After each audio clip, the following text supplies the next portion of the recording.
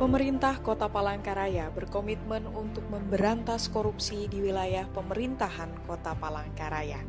Salah satu upaya yang dilakukan adalah dengan melaksanakan pengawasan dan pengawalan terhadap pengadaan barang atau jasa pemerintahan.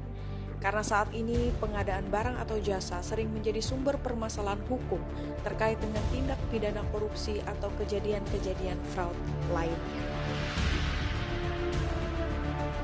Berdasarkan survei KPK, 85% kasus korupsi yang melibatkan minimal 306 gubernur atau bupati atau wali kota adalah kasus pengadaan barang atau jasa. Berdasarkan penelitian KPK bahwa lebih besar dari 70% kasus korupsi berasal dari pengadaan barang atau jasa.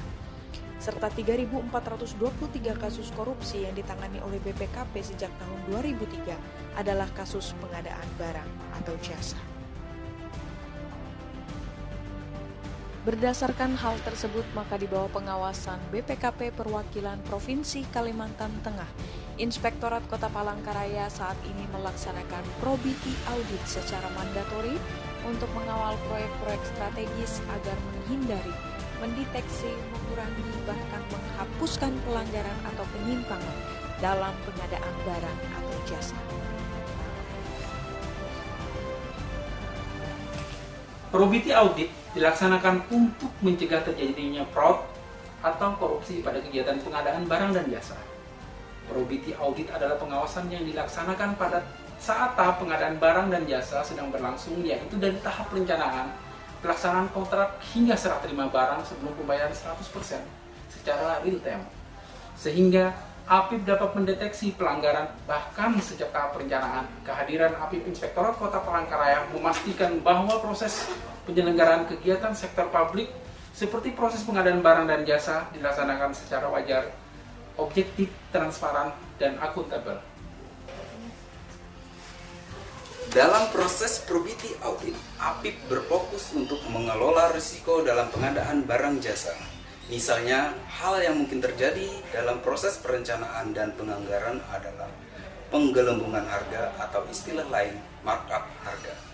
Hal lainnya dalam tender adalah proses tender dan dokumen tidak sesuai dengan aturan yang berlaku.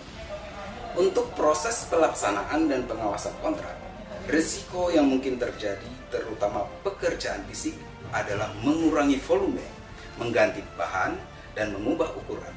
Sedangkan dalam pelaporan dipastikan dokumen yang ada harus sama dengan realisasi pelaksanaan pemasangan di lapangan.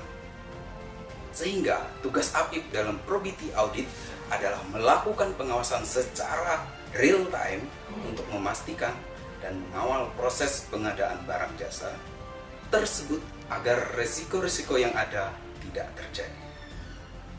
Tahap pengkomunikasian probity audit berbeda dengan audit lainnya. Bila dalam tahap pelaksanaan audit ditemukan hal yang tidak sesuai dengan ketentuan yang berlaku, maka APIP akan menyampaikan kondisi tersebut kepada pihak yang bertanggung jawab untuk dilakukan perbaikan atau koreksi pada saat proses pengadaan atau audit sedang berlangsung, yaitu dalam bentuk atensi manajemen. Perbaikan atau tindak lanjut atas atensi manajemen dilaporkan secara langsung kepada tim audit.